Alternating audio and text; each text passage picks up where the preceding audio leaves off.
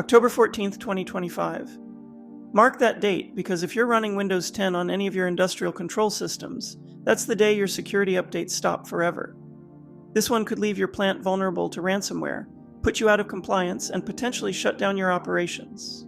Today I'm going to walk you through exactly what this means for your systems and give you a clear roadmap to keep your operations secure and compliant.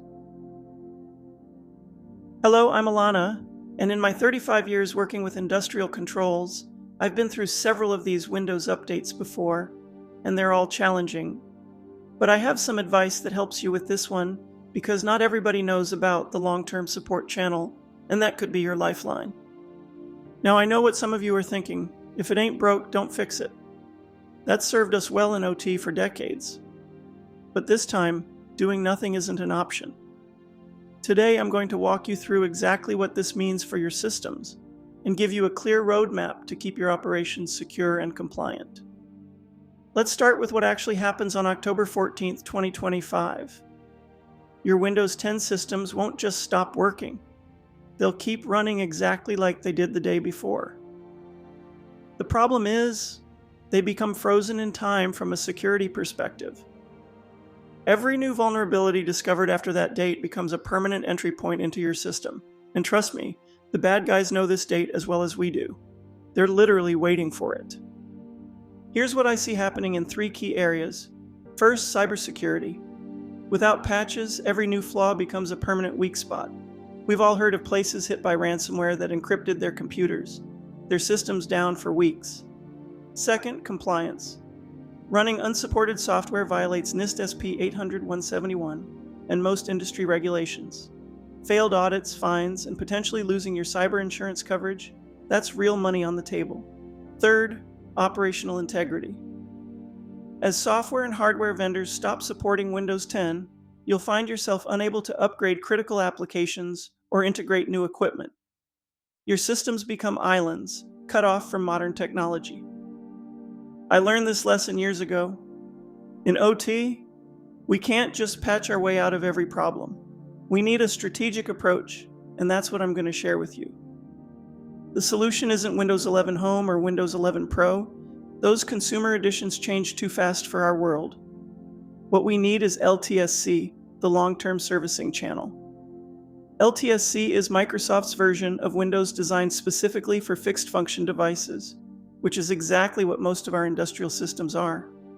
No feature updates, no surprise changes, just security patches for 10 years. That's the stability we need. Now you've got 2 main paths forward, and I want to walk through both of them with you. Path 1, the continuity approach. Windows 10 IoT Enterprise LTSC 2021. This gives you security updates until January 2032. That's over 6 more years. If you've got older hardware or legacy applications that haven't been tested on Windows 11 yet, this is your safe harbor. I've worked with Siemens IPCs running this exact version. Rock solid, fully supported by the vendor, and it gives you time to plan your next move without rushing. Path 2, the modernization approach. Windows 11 IoT Enterprise LTSC 2024. This one's got the longest support timeline, all the way to October 2034. That's almost 10 years of coverage. Here's the game changer. The IoT version of Windows 11 LTSC has flexible hardware requirements. Unlike regular Windows 11 that demands TPM 2.0 and newer CPUs, the IoT LTSC can run on much older hardware. Microsoft even allows it with as little as 2 GB of RAM in some cases. This means you might be able to modernize your OS without replacing your hardware, and that's huge for budget planning. The OS is only as good as the industrial software running on it. Let me tell you what the major vendors are saying. Siemens has been crystal clear. They're backing Windows 10 IoT Enterprise LTSC 2021 for their industrial PCs, supported until 2032, and they've made it their long-term stability platform. Rockwell Automation takes a different approach. They test everything in their lab first. Right now, they're actively qualifying both Windows 10 LTSC 2021 and Windows 11 Enterprise. But here's the catch, and I've seen this bite people. You must check their product compatibility and download center for your specific software version. I've had customers assume that because Windows 11 works, their Studio 5000 software would too. Wrong. Some versions have memory crashes on certain Windows 11 builds. Always verify with the vendor first.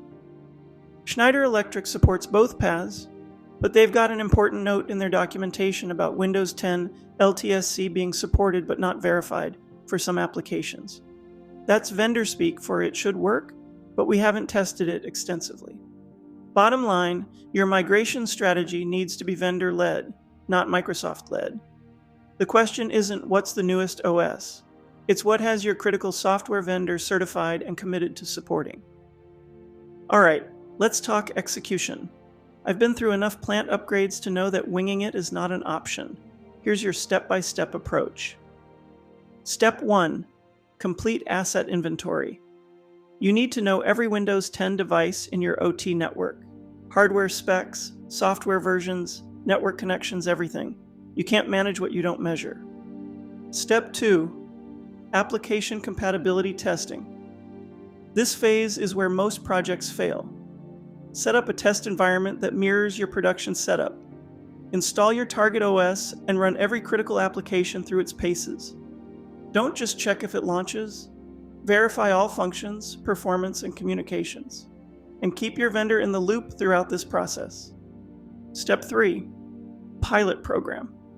Once you've got lab validation, test on a small set of non-critical production systems. This is where you'll find the real-world issues that don't show up in the lab. Step 4. Phased deployment. Never do a big bang migration in OT.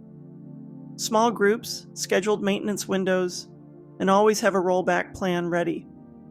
And here's something I always tell my customers. This journey isn't just about getting to October 2025. Build lifecycle management into your process. Track those new end-of-support dates so you're not scrambling again in 2032 or 2034. Now, a reality check. Some of you have systems that just can't be upgraded right away. Legacy hardware, discontinued software, budget constraints, I get it. Microsoft offers extended security updates, basically paid patches for Windows 10 past the deadline. But listen carefully, it's expensive and gets more expensive every year. First year, $61 per device. By year 3, $244 per device, plus all the previous years. That's $427 total per device for 3 years of patches. This is a bridge, not a destination. Use it to buy time while you plan proper migration. For anything that stays on Windows 10, you absolutely must implement compensating controls. Network segmentation, application allow listing, and enhanced monitoring. Basically, you're building a fortress around a vulnerable system. I've seen this work, but it requires discipline and constant vigilance. Here's my bottom line. October 2025 is not negotiable. Your Windows 10 systems will become vulnerable, period. But with proper planning, you can navigate this transition without disrupting your operations. Start with your asset inventory today. Engage your software vendors now. Test early and test thoroughly. And remember, LTSC is your friend in the OT world. The vendors are behind you on this. Siemens, Rockwell, Schneider, they've all mapped out paths forward. You're not alone in this transition. If this helped clarify your Windows 10 migration strategy, give this video a thumbs up. And I want to hear from you in the comments. What's your biggest challenge with this transition? Are you leaning toward Windows 10 LTSC for continuity, or Windows 11 LTSC for the long haul?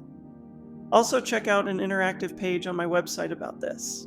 It has some FAQs and useful links that may be helpful. Link in description below. Big shout out to every subscriber for backing the channel. You're the reason I keep creating. New here? Hit subscribe so you don't miss what's coming. I'm glad you're watching, and I'll see you soon.